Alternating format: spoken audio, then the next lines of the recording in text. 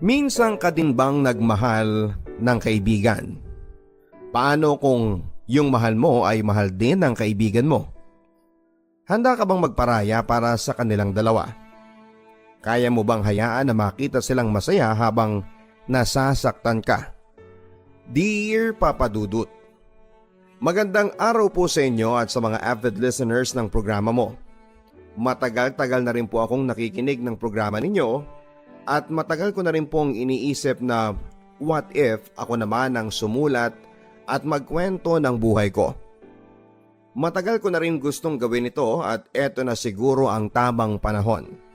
Nais ko lamang ibahagi sa inyo ang aking karanasan noong junior high school pa lamang ako.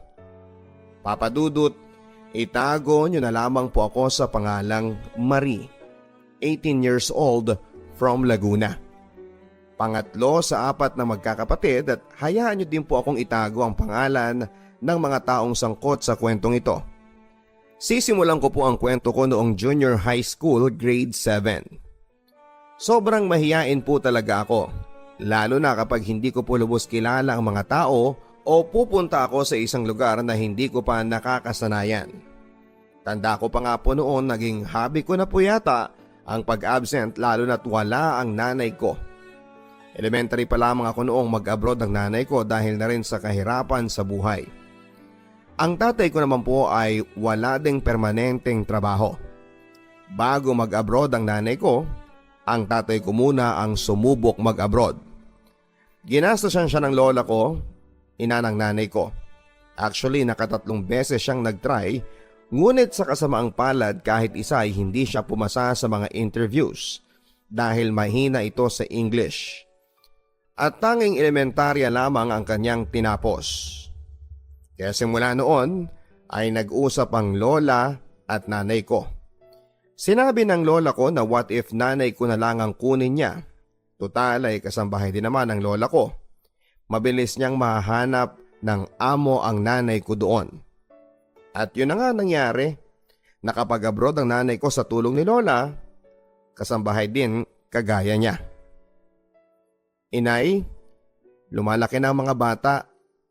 Ang anak ko namang panganay na si Paula, nag-asawa na at buntis pa. Ang napangasawa din niya ay wala rin. Paano? 17 pa lang si Paula at ang asawa niya 19. Paano yan kababata pa?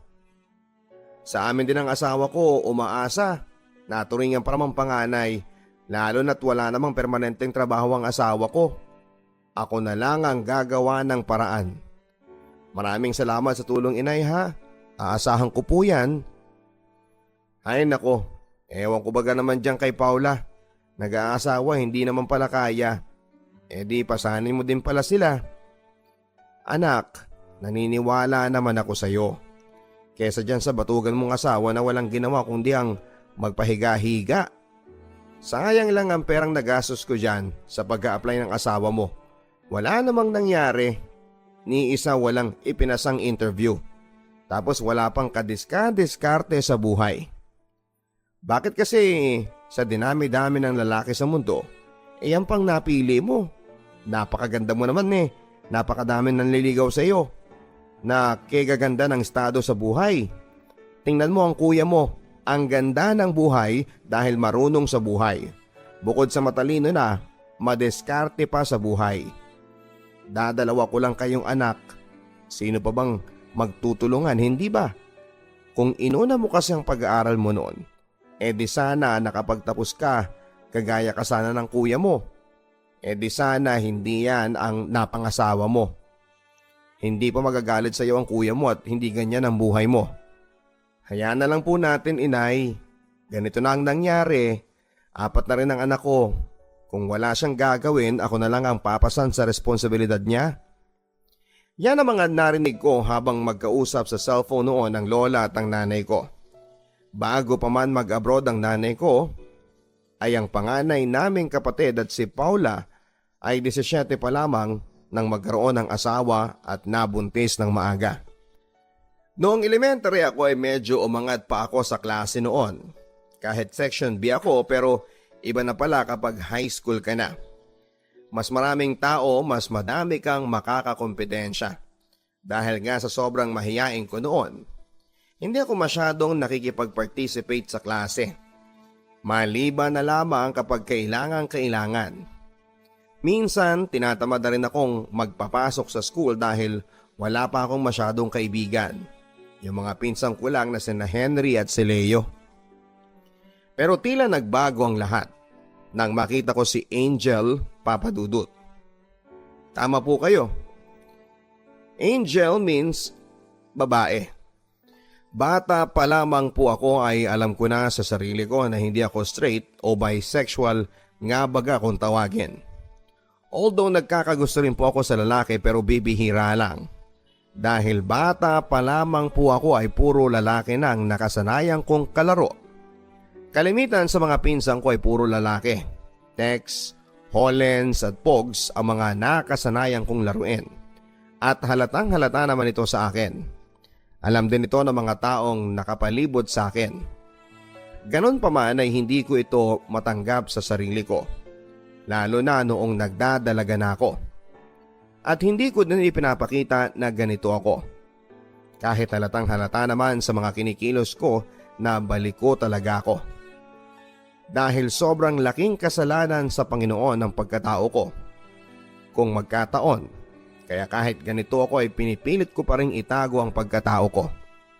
Isa pa ay masakit para sa akin na sinasabihan ako ng, "Hala, tomboy, titibo-tibo, kay ganda-gandang babae, tibo pa." Pero mabalik tayo noong ipinakilala ng pinsang kong si Leo sa akin si Angel, ay tila tumigil ang mundo ko. At hindi ako makagalaw sa kinakatayuan ko. "Marie, ayun si Angel, ang ganda niya, hindi ba?" "Oo nga, tama ka. Ang ganda niya, no?" "Sabi ko naman sa iyo eh." Talagang maganda nga naman si Angel at hindi katakatakang marami talagang nagkakagusto sa kanya. At isa na nga ako doon. Malalaki man o babae ay nagkakagusto sa kanya. Paano ba naman kasi Papadudut ay napakaamo ng mukha niya?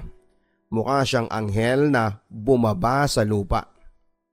Yung unang kita mo pa lang kahit sulyap lang ay mabibighani ka na talaga sa taglay niyang ganda. At ang cute-cute pa niya.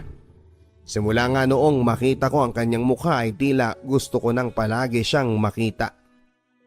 Hinahanap ko siya kahit saan ako magpunta sa school noon. Tila nagkaroon ako ng bagong inspirasyon upang mas pagbutihin pa ang pag-aaral at ayusin ang buhay ko. Tanda ko nga noon, in-add friend pa ng advisor ko noong grade 7 sa Facebook ang nanay ko upang i-chat at sabihin na napaka pala absent ko daw. Tama naman po. Minsan nga 2 beses o 3 beses lang ako pumapasok noon sa school sa loob ng 1 linggo. Ganon din kasi yung mga pinsan kong si Henry at si Leo simula nga nung nagkakausap ang nanay ko at advisor ko sa Facebook ay palagi akong pinapagalitan ng nanay ko kapag hindi ako pumapasok sa school. "Ano ka bang bata ka? Ano bang pinaggagawa mo sa buhay? Bakit hindi ka daw palaging pumapasok sa school?" Sabi sa akin ng advisor mo. Inay paano ako papasok kung wala akong baon?" "Sige nga, hihingi ako kay tatay." Galit pa. Hindi niya kami inaasikaso. Puro siya sugal tapos kapag talo wala nang pera. Wala nang padala mo. Ewan ko ba dyan sa tatay mo? Hindi ko na alam ang gagawin ko dyan. Binilhan ko ng tricycle para bumiyahe. Anong ginagawa? Pinangkakarga lang niya ng kalakal niya na saging tapos kapag nasira, ako pa rin. Puro pasugal. Binigyan ko ng panglisensya at prangkisa. Anong ginawa? Ginasto sa sugal. Kaya naman anak, ayusin mo ang buhay mo. Ang ate mo naman, pangalawa, mukhang wala ding patutunguhan sa buhay. Mukhang kagaya din ng ate Paula mo. Tingnan mo nga't naunahan mo pa ng grade. Mas nauna ka pa kesa sa ate mo. Pasensya na po, Nay, ha. Hayaan niyo po, sisikapan ko pong pumasok kahit ganun si tatay. Salamat po, Nay. Simula nga noon Papadudut ay hindi na ako masyadong nag-a-absent. Lalo na't nagkaroon ako ng inspirasyon sa pamamagitan ni Angel. Gusto ko na palaging pumasok. Gusto kong makita ang mukha niya palagi kahit na hindi pa kami gaanong close. Kahit saan ako lumingon ay mukha niya ang nakikita ko. Kahit wala naman siya doon, Papa Dudut, ganun po ba talaga kapag nagmamahal? Nagkakausap naman kami bagamat hindi kami masyadong close. Pero nagkakausap kami at ang bango niya, maging yung hininga niya ay para bang halimuyak para sa akin. Lalo na yung pabango niyang tandang-tanda ko pa nga yung amoy at brand. Palagi kong naaamoy yung pabango niya kahit saan ako magpunta, kahit wala naman siya. Hanggang sa sobrang nagustuhan ko yung pabango niya na hanggang ngayon ay gamit ko pa rin. Sa tuwing naaamoy at nakikita ko kasi yung pabango na yon, ay naaalala ko siya. Siguro nagpalit na siya ng brand ng pabango niya. Pero para sa akin, yun pa din ang pinaka mabangong pabango. Na hanggang ngayon ay gustong gusto ko pa rin naaamoy. Nagka-crush din naman ako nung elementary pero hindi kagaya ng pagmamahal ko para kay Angel. Sobrang ibang-iba siya. Hi Angel. Ako nga pala si Marie, taga-kabilang section. Kilala mo ba si Leo? Yung pinsang ko? Naikukwento ka kasi niya sa akin eh. Hello Marie, oo, si Leo, taga-barangay namin. By the way, kailangan ko nang umuwi eh. Tinatawag na ako ng mga kaklase ko. Sabay-sabay daw kami. Nice meeting you. Ganun ba? Sige, ingat kayo. Salamat, mauna na kami. Ingat ka din. Grabe. Magkahalong kaba at saya ang naramdaman ko noong mga panahon na yon. Yung first time nakausap ko siya. May program noon sa school at syempre dahil nga sa maganda si Angel, ay siya ang pinanlaban ng section nila sa Mr. and Miss. Talagang lalo pa akong napahanga sa taglay niyang ganda. Noong mag-umpisa na itong rumampa. Halos lumuwa ang mata ko at tumulo ang laway ko noon habang chinicheer ko siya at ng mga taong humahanga sa kanya. Matapos nga noon ay mas lalong lumalim ang pagtingin ko sa kanya. Natapos ang school year at sa awa naman ng Diyos ay nakapasa ako. Noong nag-grade 8 na kami ay hindi ko inaakalang magiging kaklase ko ito. Unang pasukan pa lamang noong grade 8 ay late ako. Buti na lamang at wala pang teacher at tinawag ako noon ng kaibigan ko since elementary na si Jamie. Dahil magiging kaklase ko daw siya. Oy Marie, dito ka din pala sa section namin. Nakita ko sa mga list na nakadikit sa pinto ng room natin. Yun tingnan mo Akalain mo nga naman, noong grade 7 hindi tayo magkaklase tapos ngayon, classmate na tayo. Magkaibigan pa naman tayo nung elementary. Mabuti naman at kaklase kita. May magiging kaibigan na rin ako sa wakas. Oo naman, ikaw pa ba magkaibigan naman talaga tayo. O siya, halika na dito sa room natin at baka dumating na yung mga magiging advisor natin.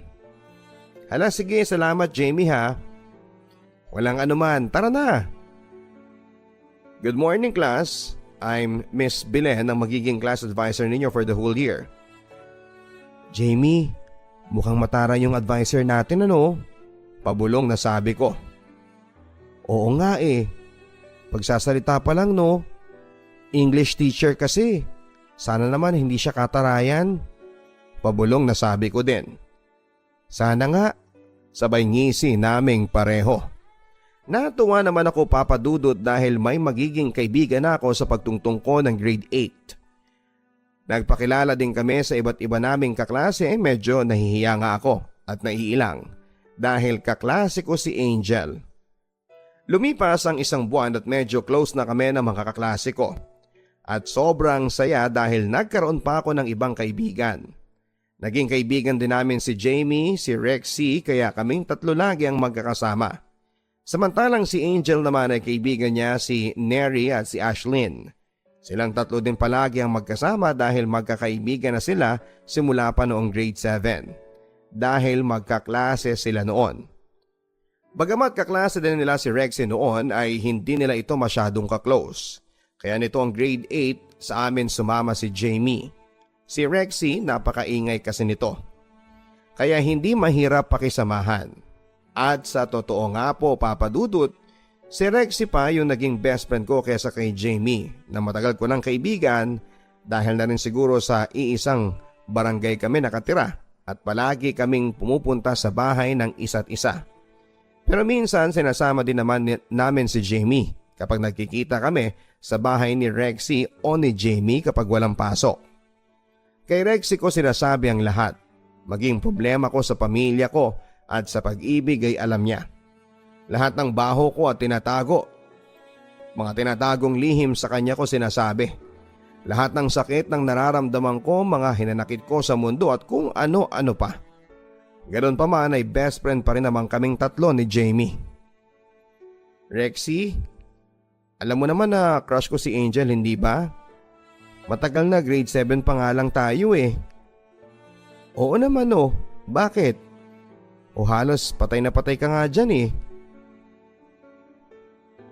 Wala lang, sana maging close natin siya no. Sana maging tropa nating tatlo si Neri at si Ashlyn. Para kasing ang sarap din nilang maging kaibigan. Sus, wag nga ako. Alam ko naman na gusto mong mapalapit sa kanya dahil crush mo siya. O hindi naman sa ganun ah. Oo nga, crush ko siya pero para kasing ang sarap lang nilang kasama. Hindi ka pa ba kontento sa amin ni Jamie at naghahanap ka pa ng iba? Hindi naman sa ganun. Wala lang, bahala ka na nga dyan. Sabay tawa at nagtawa ng kaming pareho. Isang araw ay tila natupad ang aking panalangin sa hindi inaasahang pangyayari. Papa Dudut, meron kasi kaming kaklase noon si Macy. Palagi siyang binubuli kasi ayaw niyang ayusin ang sarili niya. Ang dugyot-dugyot palagi. Tapos KJ pa sa klase. Hindi ko naman nakalain na siyang magiging tulay upang maging kaibigan din namin si Angel, Neri at si Ashlyn. May tindahan kasi doon sa likod ng school namin kasi ang mamahal ng tinda sa kantin. Kaya doon na lang kami bumibili. Sakto namang nakasabay naming bumibili noon si Angel. Bumibili din sila doon, edi ayon habang naghihintay kami sa mga binibili namin, nagkwekwentuhan kami, tawanan. Pabalik na kami noon sa room, sabay-sabay kaming anim nang biglang makaamoy kami ng amoy. Amoy mabaho, amoy tae. Hala shucks, ang baho parang amoy tae, ang sabi ni Rexy. Nung time naman na yon ay saktong nakasalubong naming anim si Macy nang bigla na lang itong umiyak palis. Hala, anong problema nun? Ang sabi ni Neri. Ewan, sabi naming lahat. Hindi namin alam na nagsumbong pala si Macy sa faculty dahil sinabihan daw namin siya na amoy tae. Na noon ay pinatawag din kaming anim sa faculty. Umiiyak pang sinabi ni Macy na sinabihan daw namin siyang amoy tae kahit hindi naman talaga siya ang sinasabihan namin dahil may tae naman talaga ng aso doon sa nilalakaran namin. Pinaliwanag namin ito sa teacher, ngunit hindi pa rin tumigil si Macy at pinagpilitang sinabihan daw namin siyang amoy tae. Nang araw ding yon ay bilang parusa ay pinaglinis kami ng CR at excuse kami sa klase. Nang gigigil pa nga noon si Rexy at si Neri. May araw din yung Macy na yon, ang sabi ni Rexy. Oo nga, masyadong feeling. Akala mo naman talaga siya eh. Palibasa, ayun. Tingin niya sa sarili niya mukhang tae, ang sabi naman ni Neri. Nagtawanan na lang kami. Hayaan na lang natin, bahala siya sa buhay niya. Kung ayun yung gusto niyang paniwalaan kahit na hindi naman, ang sabi ko. Maganda pa, tapusin na natin to at mag-picture tayo tapos i-upload natin sa Facebook. Ilagay natin caption Banyo Queens. Tagpa natin sa kanya ang sabi naman ni Angel. Matapos ng araw na yon ay sobrang saya. Kahit pa naglinis kami ng CR ay masaya dahil sa wakas ay natupad yung hiling ko na maging kaklose na sina Angel. Nang araw ding yon ay naging close kaming anim at naging magkakaibigan. In-upload nga nila ang pictures at nagtawanan lang kami sa comment section. Gumawa din kami ng GC na tinawag naming Tropang Funks Banyo Queens. Kinabukasan nga pagpasok namin sa room ay nagkwentuhan kaming anim at masayang nagtatawanan. Nagkakakilanlan na kami at nagtatabi-tabi kaming anim sa iisang table. Palagi na kaming magkakasamang anim. Kahit saan kami pumunta sa kantin, maging sa CR nga, pag may nagsi-CR na isa ay susunod ang 5. Ang sarap lang balikan ng mga alaala na yon. Kami naman ni Angel ay mas naging close din at mas nakilala ko siya. Napakakalog niya at matapang na babae na mas lalo namang hinangaan ko sa kanya. Magka-chat kami sa Messenger. Hi Angel, good evening, kumusta ka na? Kumain ka na ba? Oh hello Marie, good evening din. Oo, kumain na ako. Ayos naman ako. Salamat sa concern ha. Angel, anong English ng sanggol? Baby, bakit? Ha? Baby mo ko? Joke? Ha ha ha, baliw, ikaw talaga, napakaloka mo. Mana ako sa iyo eh. Night na nga, maaga pa tayo bukas, see you. Good night then, sweet dreams. See you then, tulog na ha. Opo, basta ikaw din. Tulog ka na ha, huwag ka nang masyadong magpuyat. Sweet dreams din, I love you. Oo, hindi ako magpupuyat, slight lang. Love you too. Kinikilig pa ako noon, Papa Dudut, bago ako dalawin ng antok. Paulit-ulit kong binabasa yung chat niyang may I love you too hanggang sa makatulog na nga ako. Simula nga noon ay palagi na kaming magkausap ni Angel sa Messenger. Maging sa text, pag uwi pa lang ng bahay ay chinecheck ko na kaagad kung online siya. At pag nagsaktuhan kung ang online siya, ay agad ko itong mini-message at mini-message din naman niya ako pabalik. May mga oras din na tinatawagan ko siya at swerte ko na lang kapag nasa mood ito at sinasagot ang tawag ko. Tanda ko pa nga noon, Papa Dudut, na lagi kaming naglulutuan kapag walang masyadong ganap ng afternoon class. Palagi kaming tumatambay sa bahay ni Ashlyn, total ay malapit lang naman ito sa school. Nilalakad lang din namin yon at madalas ay naaabutan namin na walang mga magulang ni Ashlyn dahil may mga trabaho ito. Kaya ang madalas namin gawin noon ay nood ng TV habang nagluluto ng kanton at isa sa mga ginagawa namin ay yung larong spin the bottle. Oh, alam niyo naman ang rules nito ha. Hindi ba lalagyan pa natin ng twist? Kapag nag-truth o di kaya ay nag-dare tapos sinungaling yung sagot o kaya hindi nagawa yung dare, papahira natin ang pulbos ha. Ang sabi pa ni Neri. O sige, walang madaya ha. Ang sabi naman ni Angel. Game, umpisahan na natin. Ang sabi ng lahat.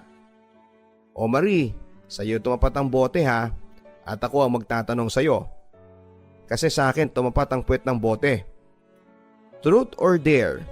Ang sabi ni Rexy. Truth na lang. Baka pasayawin mo pa ako eh. Alam niyo namang hindi ako marunong sumayaw. Kung kanta pa ay game na game ako dyan. O sige, truth pala ha. Sino ang crush mo? Sa school dapat. Hindi artista ha. Alam ko sasabihin yung crush mong artista eh. Bawal sinungalin. Ano ba yan? Paano kung wala akong crush sa school natin? Natatawang sabi ko. Naman, mayabang hambog ka.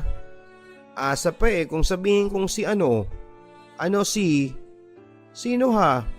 Huwag kang magagalit ha. O ano, sino nga? Promise, huwag ka munang magagalit. Paano kung magagalit? Wala naman talaga. Sus, wala daw. Si A ba yun? Natatawang sabi niya. Uy loko, akala mo ha. O sige, dare me ha. Tama na nga, o sige, pahiran nyo na lang ako ng pulbos. Oy Rexy, sinong crush ni Marie ha? Sabihin mo sa amin. Joke lang yun no, pinapakabo ko lang yan si Marie. Hindi ba Marie? Loko ka? Matapos nga yung truth or dare na yon ay kinakabahan talaga ako ng sobra. Akala ko ay sasabihin niya talaga na crush ko si Angel. Mabuti na lamang at hindi dahil kung nagkataon ay yari sa akin si Rexy. Joke lang po Papa Dudut. Well, dahil magagaling kami para hindi halata ay sumasabay kami sa awas ng mga iba naming kaklase para hindi mahalata ng mga magulang namin na hindi kami pumapasok sa hapon. At naulit pa yon ng maraming beses. Alam namin na mali yon pero doon kami masaya kaya hinahayaan lang namin. Minsan naman ay sa bahay ni Jamie, kabilang barangay ng school namin, kaya sumasakay pa kami ng tricycle bago makapunta sa bahay nila. Akala namin ay masaya na kina Ashlyn sa bahay. Mas masaya pa pala kina Jamie. Dahil kahit nandun ang nanay ni Jamie ay pinapayagan niya kami at pinagluluto pa. Papadudot, lilinawin ko lang po kapag naman po pumupunta kami sa bahay ni Jamie ay sinusure namin na maayos ang schedule namin.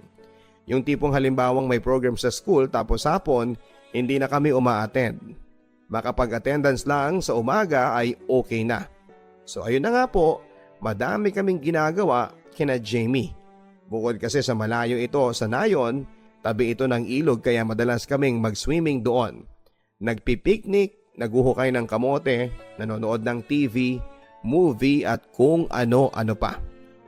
Papadudot, ang hindi ko alam dahil pala sa pagpunta namin sa bahay ni na Jamie ay tila mas lalong naging malapit itong si Jamie at si Angel. Jamie, pwedeng pahiram ng cellphone mo? Makiki-online lang ako saglit, ang sabi naman ni Rexy. O sige, eto huwag mong lolobatin ha, ang sabi naman ni Jamie. Oo na, salamat, ang sabi ni Rexy. Habang gamit ni Rexy ang cellphone ni Jamie ay nakita niya sa inbox ang palitan ng message ni na Jamie at si Angel. Binasa niya yon at tila nagulat siya nang makita ang laman ng mga mensahe. Jamie, ang saya pala sa inyo no? Ang bait pa ni tita, ang sabi sa text ni Angel. Oo naman, welcome naman daw kayo doon, sabi ni mama. Sagot naman ni Jamie. Kumain ka na ba? Ingat ka ha. I love you, ang sabi pa ni Jamie. Oo naman, ikaw din, kumain ka na rin ha para mas lalo kang lumusog. Baby, I love you too. Nagulat talaga si Rexy sa laman ng inbox ni Jamie. Kaya naman agad tinanong ni Rexy si Jamie kung ano ang namamagitan sa kanila ni Angel. Anong namamagitan sa inyo ni Angel, Jamie? Wala nga, parang kagaya nyo lang din na magkaibigan lang din, tropa-tropa, ganun. Seryosong sagot naman ni Jamie. Sus, tropa-tropa daw. Ikaw nga JB, magsabi ka ng totoo ha. May gusto ka ba kay Angel? O siya, sige na nga, aaminin ko na. Oo, may gusto ko sa kanya. Na-realize ko nung palagi tayong pupunta sa amin Kapag magkasama kaming dalawa, akala ko wala lang yun pero lumipas na yung mga araw. Palalim ng palalim yung nararamdaman ko sa kanya. Jamie, nahihibang ka na ba? Alam mo bang gusto rin ni Marie si Angel? Oo, alam ko. Halata naman kay Marie Dati ko pang alam kahit na hindi nyo sabihin sa akin. Alam ko na alam din to ng buong tropa, maging si Angel ay alam din niya. Ang sweet daw kasi ni Marie sa kanya Pati yung mga chat at text daw ni Marie sa kanya.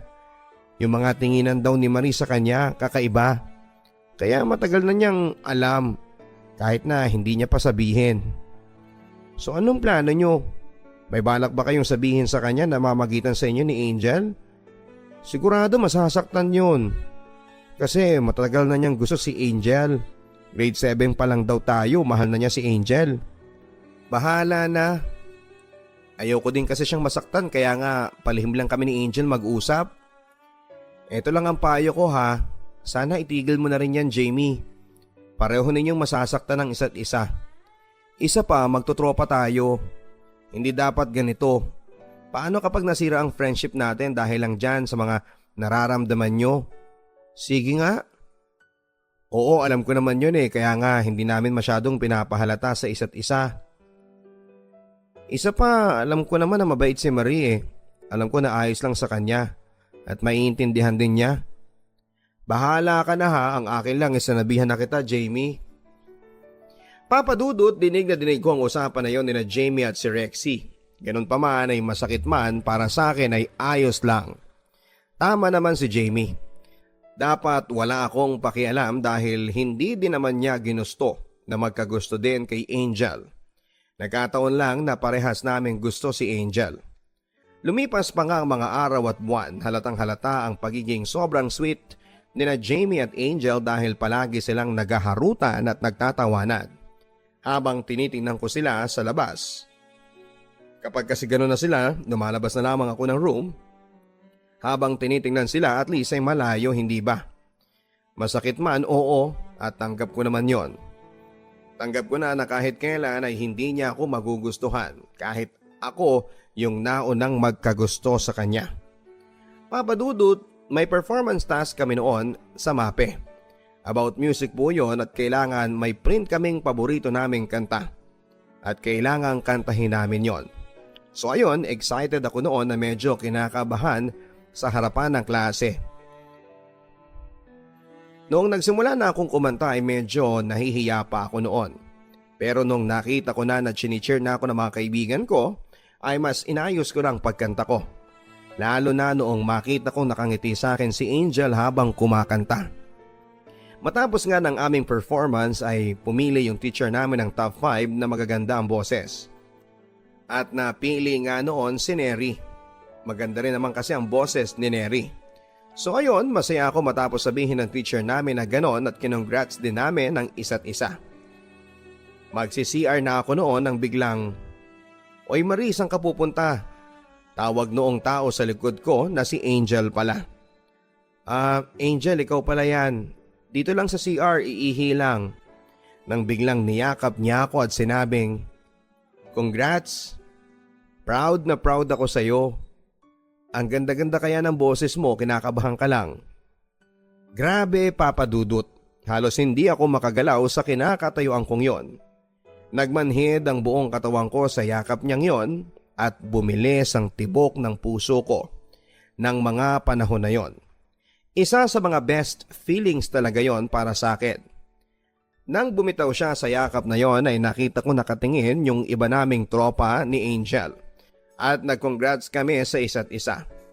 Minsan nagyayayaan ng tropa na mag-jogging kapag wala kaming pasok. At isang araw nga ay niyaya ko si Angel na mag-jogging kaming dalawa para makausap ko din sana siya ng masinsinan. Kinagabihan ay chinat ko ulit siya sa messenger. "Good evening Angel, bukas ha. Nasabi ko na sa iyo yan kanina. Jogging tayo kahit tayong dalawa lang. Pupunta ako sa inyo bukas ng alas 5 ng umaga." "O sige, bukas. Huwag kang tokis ha." "Oo na, sige na, good night, sweet dreams." Kinabukasan nga po, Papa Dudut, ay excited akong gumising ng maaga. Nagising ako ng alas 4, nag-ayos at agad na sumakay ng jeep papunta kina Angel. Nung nasa waiting shed na ako sa tapat ng bahay nila, tinawagan ko ito sa number niya at hindi naman nagre-ring ang phone niya. Papa Dudut, hinintay ko siya baka sakaling lumabas siya ng bahay nila. Sinabi ko na rin doon sa kapitbahay nila na pag may gising na kina Angel ay sabihan na may naghahanap dito hanggang 6 a.m. to 7 a.m. na hindi pa rin ito lumalabas at hindi pa din makontak ang number nito. Pinagtitinginan na rin ako halos ng mga taong dumadaan sa may waiting shed sa tapat ng bahay nila. Nakaramdam na rin ako ng hiya dahil nga sa pinagtinginan ako ng mga tao, kaya umuwi na rin ako. Pag uwi ko sa amin ay nagpalit na ako ng damit at agad akong nagtungo sa kwarto namin at iniyak na lamang ang sakit na nararamdaman ko ng panahon na yon. "Ang gago mo talaga, Marie. Hindi ka pa nadala." Paulit-ulit kong sinasabi yon sa sarili ko habang umiiyak. Kinabukasan ay sinabi ko ito kay Rexy at kay Neri. Nagalit sila kay Angel at sinabi nila na humingi ito ng tawad sa ginawa sa akin. Pero imbis na mag-sorry ay sinabi ni Angel na, may usapan ba tayo? Parang wala akong naaalala eh." Grabe, Papa Dudut. Ganon ba talaga siya kamanhid, simpleng sorry lang ay hindi pa niya masabi. At ang masakit pa noon ay tinanggi pa niya na may usapan kami. Sobrang sumama talaga ang loob ko noon sa kanya. At alam ito ni Rexy kaya kinomfort niya lamang ako habang umiiyak. "Hayaan mo na yon, Marie. Hayaan mo na si Angel.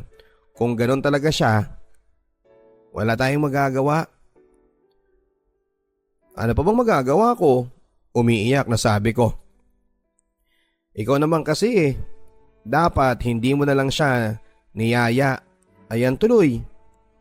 Hindi ka pa ba nadala? Gusto ko lang naman kasi na makausap siya at linawin sa kanya ang lahat." Pero siya ba, may pakialam ba siya? Wala naman hindi ba kaya hayaan mo na siya kung anong gusto niya sa buhay niya. Ang sakit lang kasi akala ko okay na pero hindi pa rin pala. Alam mo, every time na nakikita ko silang masaya habang naghaharutan sila ni Jamie, ewan ko pero hindi ko pa rin maiwasang magselos. Like, what the F? Mas nauna akong magmahal kay Angel tapos ganun lang? Kaya nga hayaan mo na lang kung anong gusto nila at isa pa tigilan mo na yang si Angel. Masakit mang isipin pero kung hindi ka talaga niya gusto, ano magagawa mo? Kung ako sa'yo, mag-move on ka na lang. Makakahanap ka pa ng iba na mas better kesa dyan kay Angel. Not now but soon. Napakabait at napakabuti mo kaya. Hindi malabo yun. O siya, wag ka nang umiyak, lalo kang napangit eh. Papa Dudut, matapos noon ay unti-unti ko nang kinalimutan ang nararamdaman ko para kay Angel. Inumpisahan ko yon sa minsanan ko na lang siyang mini-message sa Facebook at sa text. Kapag importanteng bagay ay doon ko na lang siya kinakausap. Umiwas na rin ako minsan sa kanya. Alam ko na nahahalata niya yon at ng iba pa naming tropa. Pero sa tingin ko, yun lang ang tanging paraan na alam ko para medyo malimutan ko siya. Kahit pa paano ay alam nyo Papa Dudut, sobrang sakit para sa akin. Yung feeling na miss mo na siya pero hindi ko siya pwedeng mamiss. Gustong gusto ko siyang kausapin pero pinipigilan ko ang sarili ko. Unti-unti naman Papa Dudut ay nasanay na rin ako sa sitwasyon na ganon. Na hindi na ako masyadong lumalapit sa kanya kahit sa chat, text or tawag ay nasanay na rin ako na hindi ko hanapin ang pangalan niya. Medyo maayos na rin naman ang aking sitwasyon. Lalo na kami ni Jamie. Kahit na nakikita ko silang masayang naghaharutan, ay ngumingiti na lamang din ako habang nagkukwentuhan kami ni Rexy. Hanggang sa matapos na nga ang taon at magbabakasyon na kami, ayon nagpaalam naman kami sa isa't isa bago magbakasyon. Nag-message din kami sa isa't isa na nangakong magkakaibigan pa rin kami sa grade 9. Kung magkataon man na hindi na kami maging magkakaklase. Mas nakatulong din Papa Dudut ang bakasyon na yon upang mas lalong hindi ko siya makita at makalimot ako sa nararamdaman ko sa kanya. Pero hindi pala ganong kadali. May mga times na nami-miss ko siya. May mga times na naaalala ko siya pero ganon pa man ay pinipilit ko na lang din ang sarili ko na makapag-move on. Hanggang sa magpasukan na ulit, grade 9 na. Hindi naman naging mahirap para sa amin, mabuti na lamang at magkakaklase pa rin kami. Dahil hindi nagbago ang arrangement ng list, sabi ng bagong advisor namin na si Ma'am Lopez. Mabait si Ma'am Lopez at sobrang bait at may sense of humor. Kaya naman nahahandle niya ng maayos ang buong klase. Actually, si Ma'am Lopez ang isa sa mga naging inspirasyon kong guro. Taga-barangay din namin siya, English teacher din, pero napapadali niya ang lessons kaya hindi kami masyadong nahihirapan. Hindi namin alam noong bakasyon pala ay palibhasa minsan na lang kaming magkita-kita ay nagkaroon ng hindi pagkakaunawaan si Angel at si Jamie at nagkalabuan sila. Nagka-crush daw si Angel sa mas mababang grade sa amin o mas bata at babae din. Si Regine, oo Papa Dudut, babae si Regine. Agad na niligawan daw ito ni Angel. Total ay magkalapit lang din sila ng bahay. Hindi tumagal ay sinagot din ito ni Regine at naging sila po. Maging noong grade 9 na kami kung iisipin ay mas maganda pa talaga si Angel kesa kay Regine. Sabi nga din ni Rexy at Neri ang laking ganda niya kesa kay Regine. Hindi naman po sa nagsiselos Papa Dudut pero sa totoo lang po. Nung una pa lang ay hindi ko na gusto si Regine para sa kanya. Naaartihan kasi ako sa kanya, alam niyo naman po yung pakiramdam na hindi ka komportable sa tao. Ganun po yung nararamdaman ko noon kay Regine. Grabe, sabi ko na lang sa sarili ko. Bakit ganon? Bakit humanap pa siya ng iba? At saka ang pinagtataka ko ay tomboy ba siya? Ang tagal-tagal ko nang naghihintay sa kanya, bakit ayun pa? Bakit siya pa? Tumagal yung relasyon ni Angel at Regine, maging hanggang noong third grading. Si Jamie naman noong mga panahon na yon ay may iba na ring nilalandi. Okay naman sila ni Angel, walang ilangan, nag-uusap pa rin sila. pero halata na bilang kaibigan na lang talaga. Isang araw ay tumawag ang nanay ko. Ang sabi niya ay uuwi daw ang lola at wala itong makakasama sa bahay na pinapagawa ng tito ko. Kaya kukunin daw kami noong ate kong pangalawa upang doon na tumira at mag-aral kasama niya. Sobrang bilis ng mga pangyayari, Papa Dudut. Nakita ko na lang ang sarili kong nagpapaalam sa kanila. Kinausap ko muna noon si Rexy, bago umalis ay umiiyak pa nga siya. Napakadaya ko daw, wag daw akong pumayag. Huwag ko daw silang iwanan pero sabi ko naman ay dadalaw-dalaw pa rin naman ako sa kanila. Kaya huwag na siyang malungkot. Kahit ako man ay nalungkot din sa mga pangyayari. At ayun nga, nung una ay naging mahirap para sa akin ang mag-adjust. Maging sa school na pinag-transfer namin pero hindi nagtagal. Unti-unti na ako nakapag-adjust. Nagkaroon na rin ako ng bagong kaibigan. Si Mary at si Lucy. Naging best friends kaming tatlo hanggang noong mag-grade 10. Hanggang sa panibagong dagok na naman ang dumating sa aming buhay. Umuwi yung pangalawang ate ko doon sa dati naming bahay sa bahay ng tatay ko. At doon ay may karelasyon pala siya doon sa barangay namin. Nagkikita pala sila doon at may nangyayari sa kanila. Kung hindi pa ako umuwi noon ay wala pang makakaalam sa ginagawa nila. Kasalukuyan noong gabi na hindi pa umuwi yung ate ko. Ang sabi niya sa akin ay doon daw muna siya tutulog sa bahay nung panganay naming kapatid na si Ate Paula.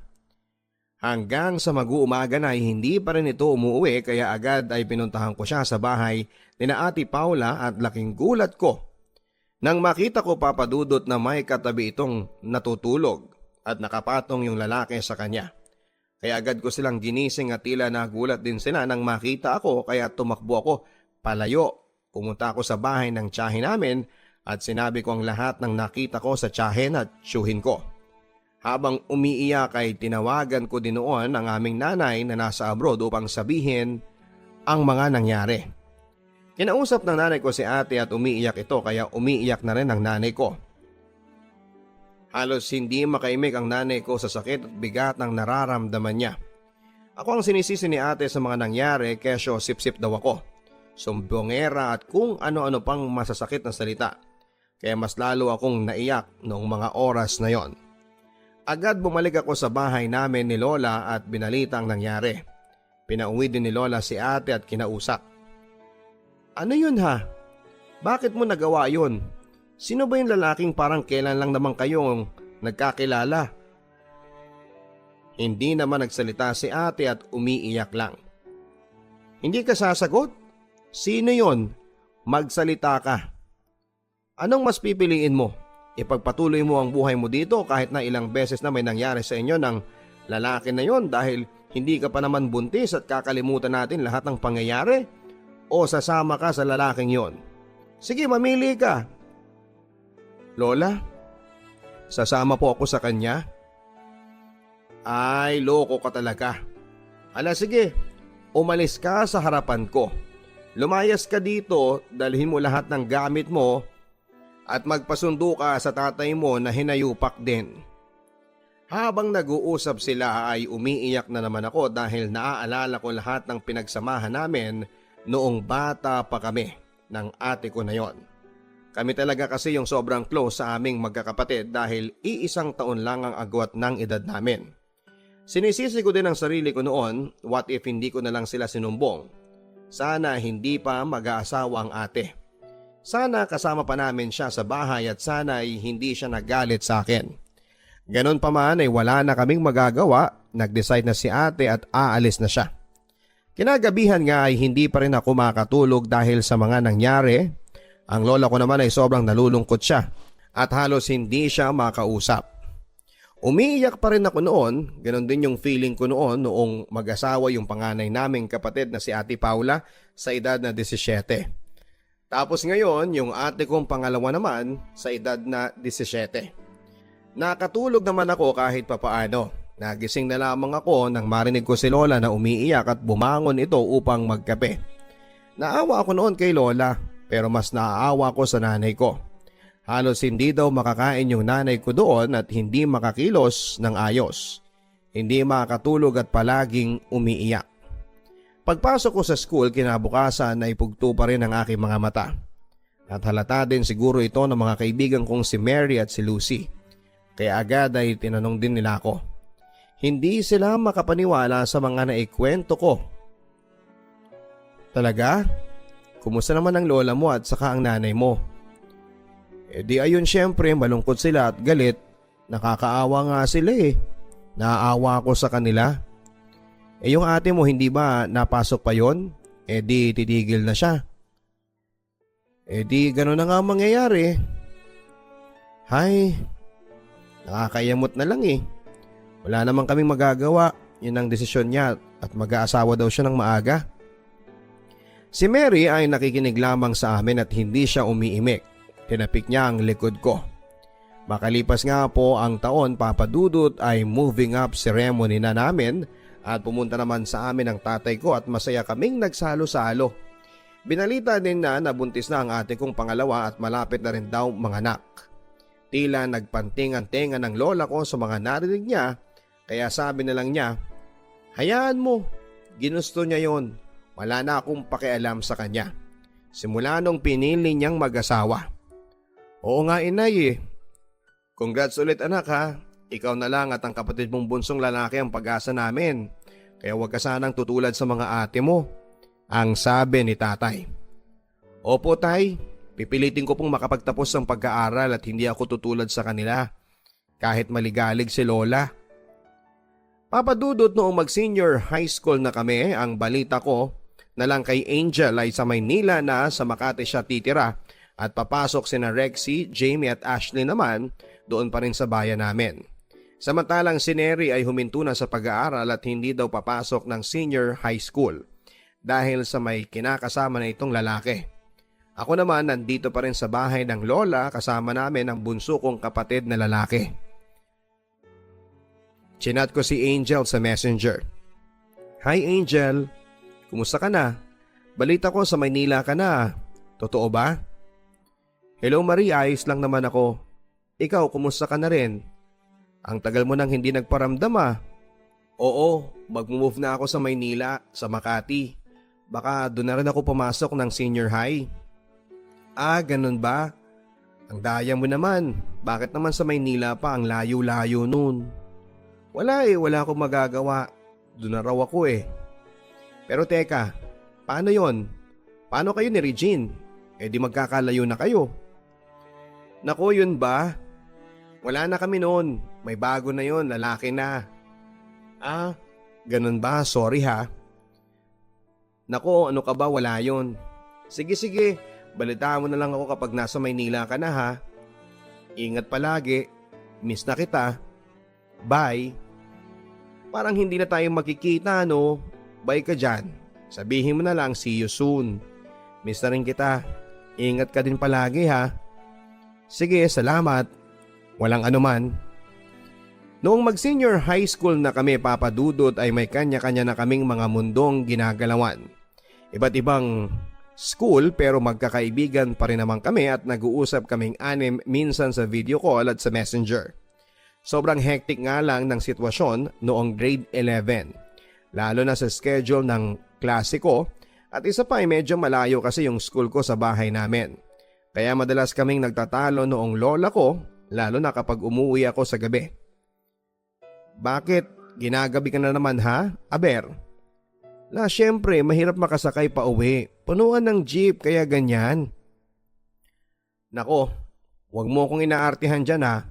Palagi kang ginagabi. Ano yung palaging wala kang masakyan? O baka naman tutulad ka na rin sa mga ate mo na maagang nagsipag-asawa.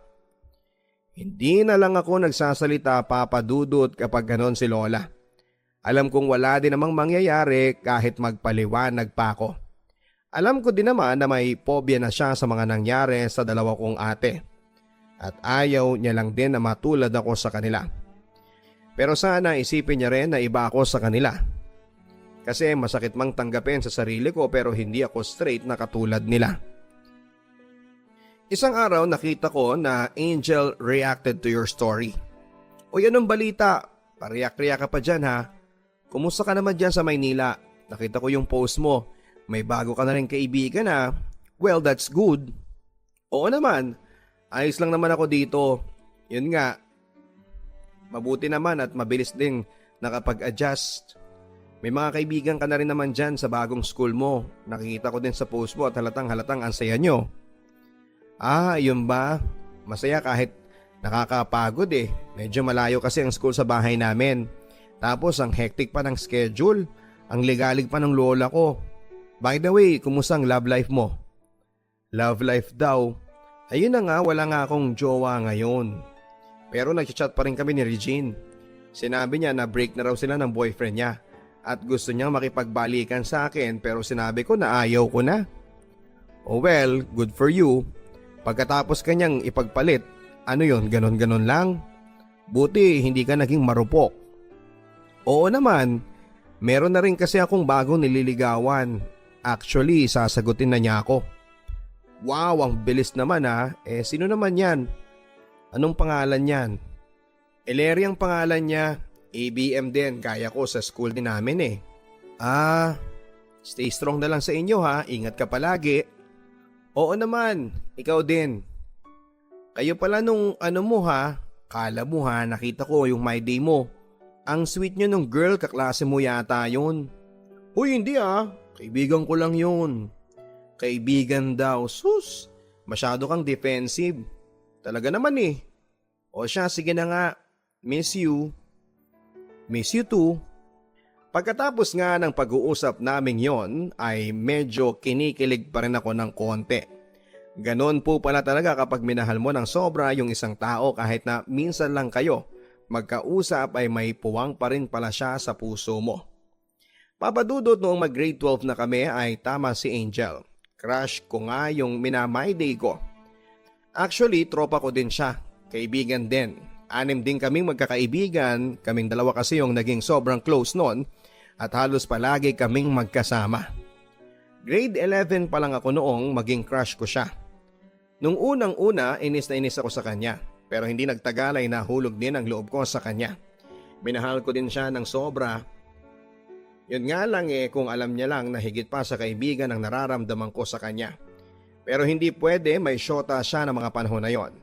At hindi niya ako gusto. Kaibigan lang talaga ang tingin niya sa akin at tanggap ko naman po yun, papadudot. Pero kung tatanungin niyo po ako ay si Angel pa rin talaga ang pinaka minahal ko at hindi siguro yon magbabago. Bakit ba kasi sa dinami-dami ng tao sa mundo, bakit sa naging kaibigan ko pa ako nagkagusto? Pero hindi pa huli para sa akin ang lahat. Siguro kaya naging ganito ang pagkatao ko kasi may plano ang Diyos para sa akin. Isa pa ay masyado pa akong bata para sa pag-ibig na yan. Siguro may taong nakalaan talaga para sa akin si Lord, hindi pa man ngayon pero darating din yung tamang panahon at tamang pagkakataon. Dito ko na po puputulin ang kwento kong ito. Sa ngayon po ay gagraduate na kami ng grade 12 at magka-college na. Ang balita ko na lang, si Rexy ay may syota ng lalaki. Actually matagal na sila, support lang kami sa kanila ng jowa niya.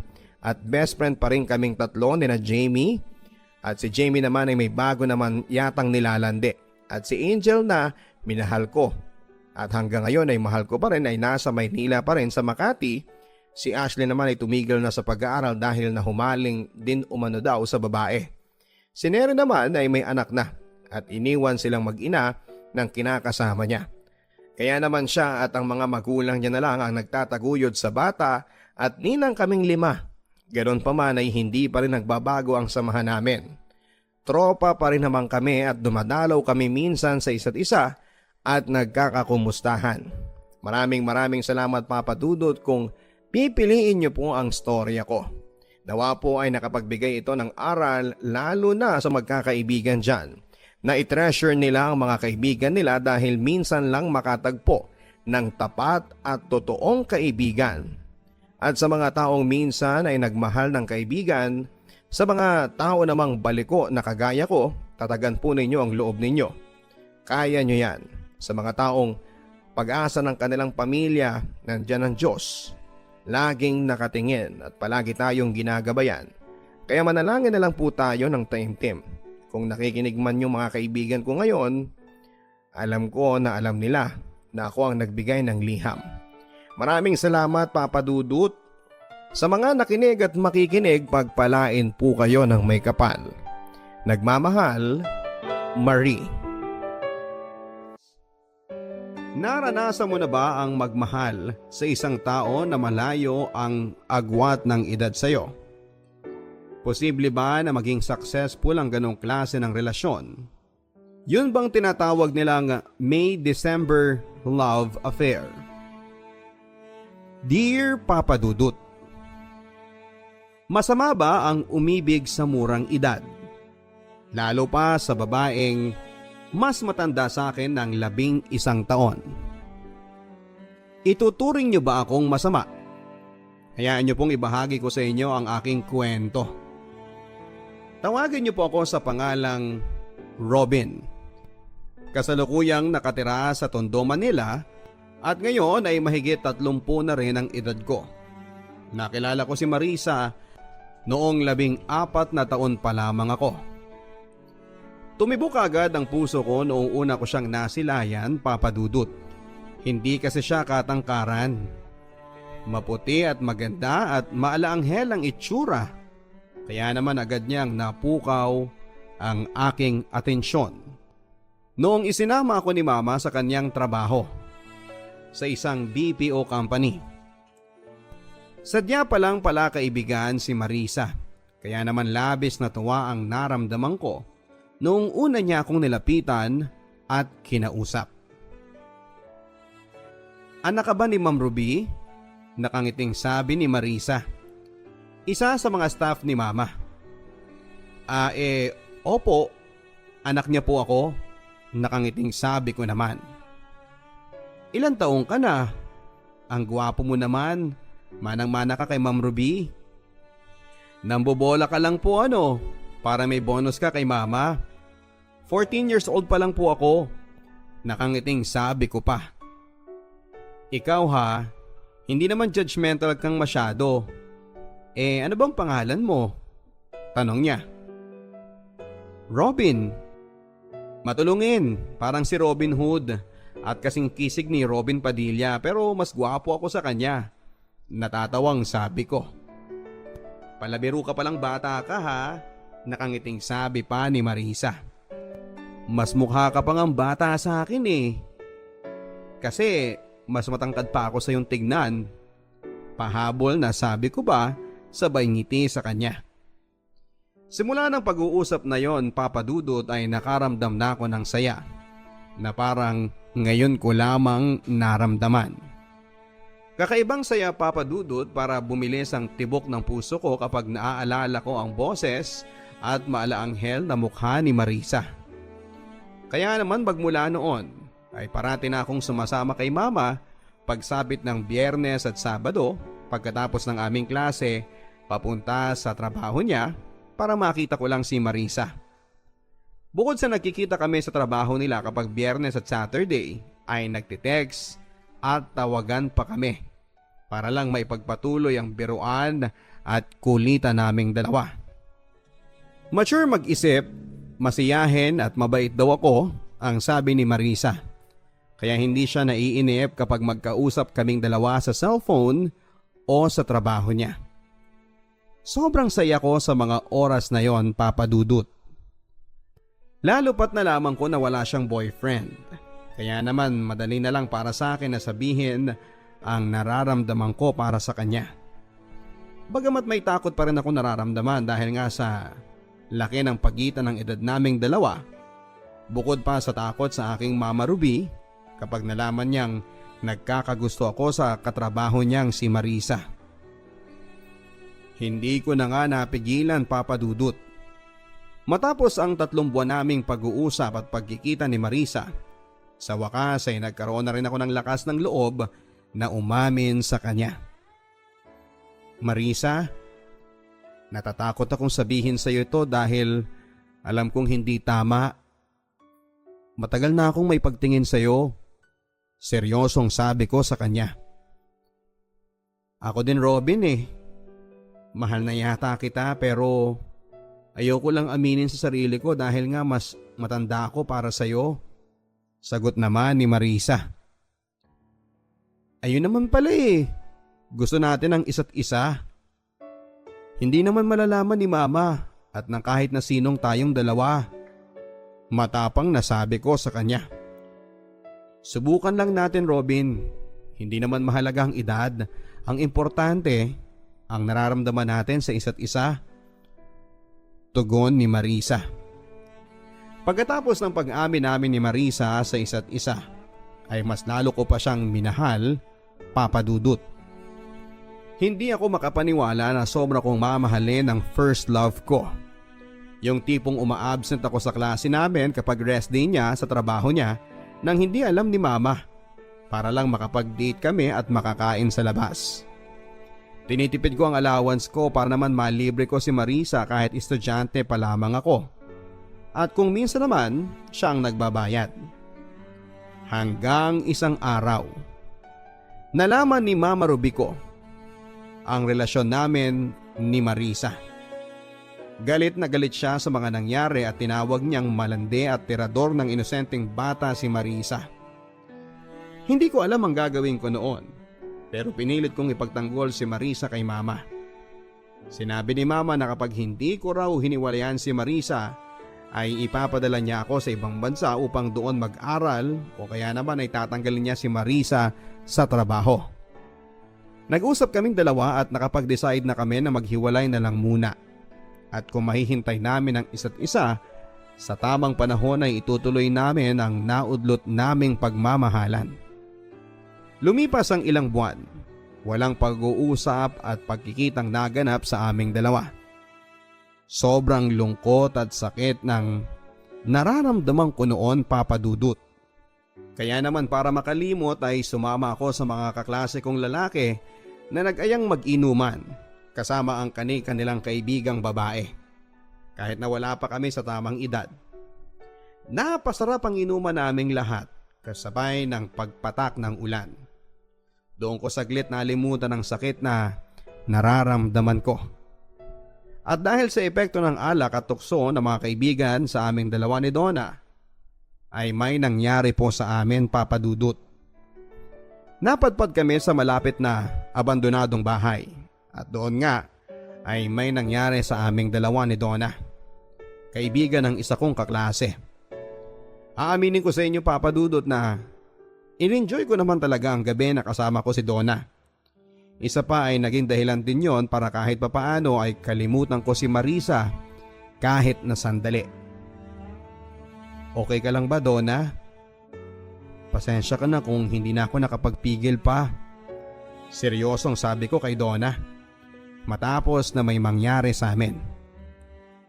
Okay lang ako, matipid na sabi ni Marisa sabay tango lang. Matapos naming makauwi sa bahay ay panay-panay pa ang pagte-text sa akin ni Donna na para bang nagpaparamdam siya sa akin na open na siya for a relationship. Pero imbes na replyan ko siya ay mas pinili ko na lamang na manahimik. Alam ko naman sa sarili ko, Papa Dudut, na hindi mag-work out kung sakali mang relasyon ang gusto niyang umusbong sa aming dalawa. Dahil hindi ko naman siya mahal. Pagkatapos noon ay hindi na ulit ako nag-inom pa, Papa Dudut, dahil matatag akong naghihintay at nagtitiwala kay Marisa na hihintayin niya akong makapagtapos ng high school at saka namin itutuloy ang pagmamahala namin. Pero makalipas ang ilang buwan, sa hindi inaasahang pagkakataon ay nagkita kami ni Marisa sa isang grocery store. Hindi pa rin siya nagbabago, Papa Dudut. Aaminin ko sa inyo na mahal ko pa rin siya kahit na mahigit 6 na buwan na kaming hindi nagkikita. Nagkamustahan kami at saglit na nag-usap. Wala pa rin pala siyang kasintahan at tapat pa rin siya sa pangako niya sa akin, Papa Dudut. Sobrang saya ko ng mga oras na yon. Pinanghawakan ko ang pangako mo sa akin na kapag pwede ka na ay liligawan mo ko ulit. Natatawang sabi pa ni Marisa. Ako naman ay todong ngiti lang at kilig sa mga narinig ko. Oo naman, magtiwala ka lang sa akin. Naghiwalay kami ni Marisa sa grocery store na abot tenga pa ang ngiti ko sa labi. Hanggang sa nakarating sa akin ang isang balita. Ang naka one night stand kong si Donna ay nagdadalang tao pala at ako ang tinuturong ama. Parang gumuho ang mundo ko, Papa Dudut. Hindi ko alam ang gagawin. Wala akong maisip kundi si Marisa at ang pangako namin na sinira ko dahil lang sa isang pagkakamali. Ano na lang ang sasabihin niya sa akin kapag nalaman niya? At dahil sa no choice na ako noon ay hinarap ko na nga si Donna kay mama. At sinabing magpapakalalaki at paninindigan ko ang ginawa ko. Wala akong magawa kundi ang gampanan ng responsibilidad ko bilang isang lalaki sa babaeng nabuntis ko. Sobrang sakit, Papa Dudut. Kailangan kong alagaan ang babaeng hindi ko naman kakilala. Bubuo ako ng pamilya kasama ang babaeng hindi ko naman talaga minamahal. Hindi nagtagal ay kailangan ko nang umamin kay Marisa. Sobra siyang nalungkot, umiyak dahil hinihintay daw niya ako at tapat siya sa pangakong binitawan niya para sa akin. Parang nakalimutan mo ko sa mga panahong ginagawa mo yan, Robin. Umiiyak na sabi ni Marisa.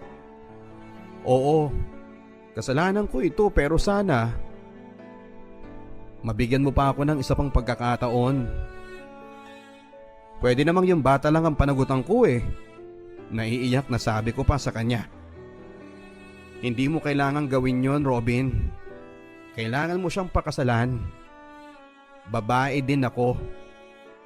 At hindi ko hahayaan na mangyari din sa akin yung hindi mo ko pakakasalan dahil nabuntis mo na ako. Ang sabi pa ni Marisa. Wala na akong mukhang maihaharap pa sa kanya, Papa Dudut. Sising-sisi ako sa mga nagawa ko. Pero sa sandaling yon, niyakap niya ako at sinabing, pinapalaya na kita. Magpakatatag ka bilang ama. Sariwa pa sa mga alaala ko ang pangyayaring yon, Papa Dudut. Ngayon ay nasa 30 na ang edad ko. Natutunan ko nang mahalin si Donna kahit papaano. Nakapagpakasal na kami at ngayon ay may 3 anak na kami. Pero hindi pa rin matutumbasan ang alaalang iniwan sa akin ni Marisa. Ang pag-iibigan naming naudlot dahil lamang sa pagkakamali at pagtataksil ko sa kanya. Makalipas nga ang ilang taon, Papa Dudut, ay muli kaming nagkita ni Marisa nang hindi sinasadya. Ayon sa kanya, Papa Dudut, ay single pa rin siya. Sa pagkakataong yon, Papa Dudut, ay inaamin ko na may pagtingin pa rin ako sa kanya. Matapos ang pag-uusap namin yon, ay may nangyari sa aming dalawa. Hinihiling ni Marisa na may mangyari sa amin para magkaroon daw siya ng anak. Pero sa kasawiang palad ay hindi naman kami siniswerte na makabuo ng bata. Hanggang sa nawala na lang kami ng communication. Sana po ay nagustuhan ninyo ang aking kwento at sana rin po ay kapulutan ninyo ng aral lalo na sa mga kabataang tagapakinig. Mahirap maging batang ama. Lalo na kung wala ka pang maipagmamalaki sa buhay. Kaya lagi ninyong tandaan na mag-aral at magsikap sa buhay at kung may pagkakataon ay huwag sayangin. Lalo na kung may magandang kinabukasan na naghihintay sa inyo. Marami pong salamat at hanggang dito na lamang po, Papa Dudut. Nagmamahal, Robin.